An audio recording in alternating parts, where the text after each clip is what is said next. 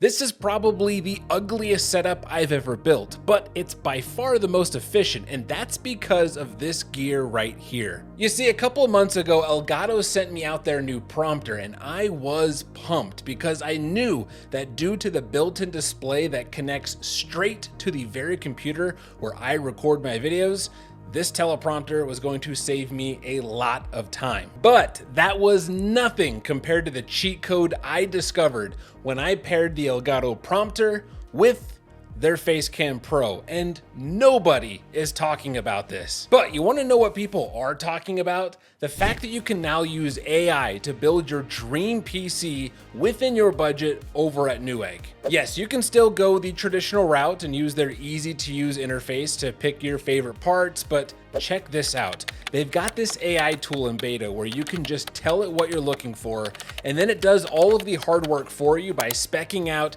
a few different options that meet your criteria. Another cool tool they have lets you shop by the specific games that you play. So let's say you're looking for a laptop and you plan on primarily playing Forza Horizon 5 and Rocket League in 1440p. You click view results and bam, the hard work is once again done for you. So you definitely got to check these tools out over on Newegg. I will have links to all of this down in the description. Now, I'm not going to go through every single feature of this prompter because frankly, that's not why we're here today. We are here because I have found that when you pair the Elgato prompter with the Elgato Facecam Pro, you can produce both long form videos for YouTube and vertical videos for TikTok and Shorts, all on the same equipment, and you never have to physically move anything. Folks, we are talking about a complete turnkey solution, and yes,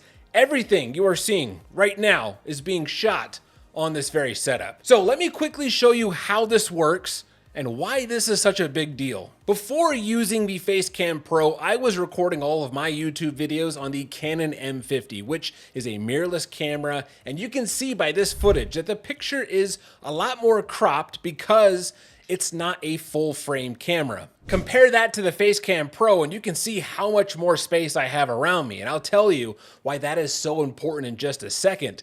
Is the image quality better on the Canon M50? Sure, and it should be, considering it's a much more expensive camera, but is the difference in quality of this 4K webcam enough to ruin the video? Are people not gonna watch these videos because the picture isn't quite as crisp?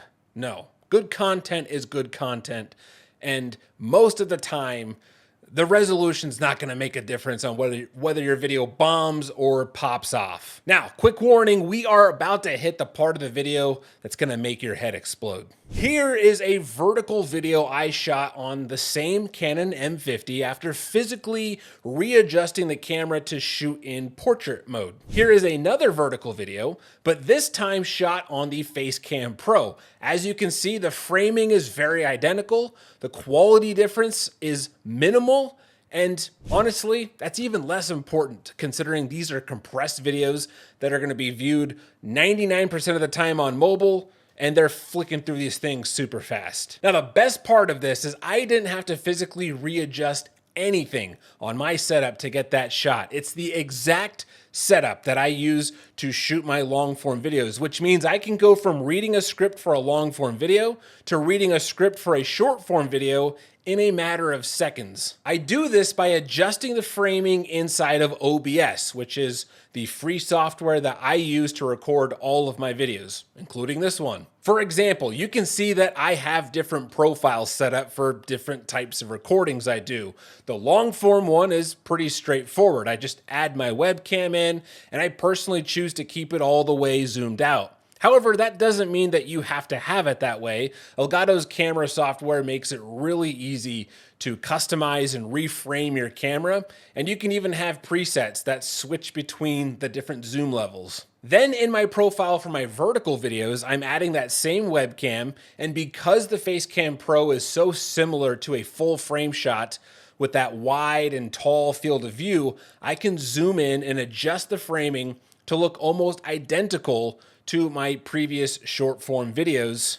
And again, I didn't have to move anything. If you are a creator, or maybe someone who wants to be a creator, and your biggest obstacle in creating content is time constraints, I can't think of a better investment due to how much something like this streamlines the process of being able to bang out multiple short form and long form videos in one sitting without having to move to a different camera setup for short form videos or make physical adjustments between takes. And even more recently, Elgato dropped some big updates for the prompter that made it even better.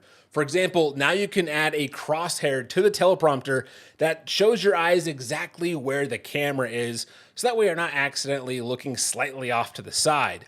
They also now allow you to save multiple scripts to the prompter app. I personally type all of my scripts in Notion, and then once I'm ready to batch record, I just copy and paste them all straight into the camera app.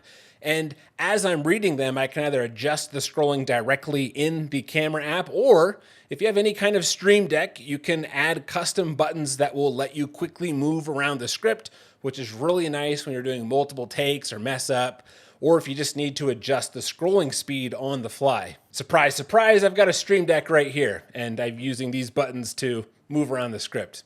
Pretty nice. Look, I know this sounds like an ad from Elgato, but I promise you it's not. This has been the dream turnkey setup that I have been looking for years, and I wish I had this forever ago. What's also cool is that even if you're not always using this as a teleprompter, you can use it as another display, which means if you do a lot of Zoom calls, you can just move your Zoom meeting onto the prompter and the people you're talking to are directly in front of the camera. And yes, you can actually do both, and you can change like the opacity of both. So if you wanted to talk to a coworker or a boss while having some talking points stay on screen while you're still looking at them, you can do that. So I think I've made my point here.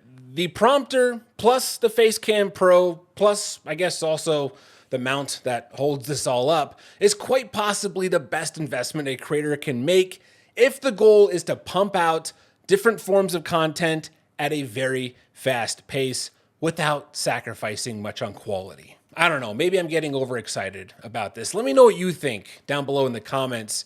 If you have questions as well, I know I didn't cover everything here, but if there's questions about my process or some of the capabilities of this setup, let me know and I'll do my best to get to those. But appreciate you watching and making it this far into the video. And yeah, a lot of my most recent videos are shot on this exact setup. So if you want to see more videos, then by all means, go back to the channel, check out the catalog, and enjoy.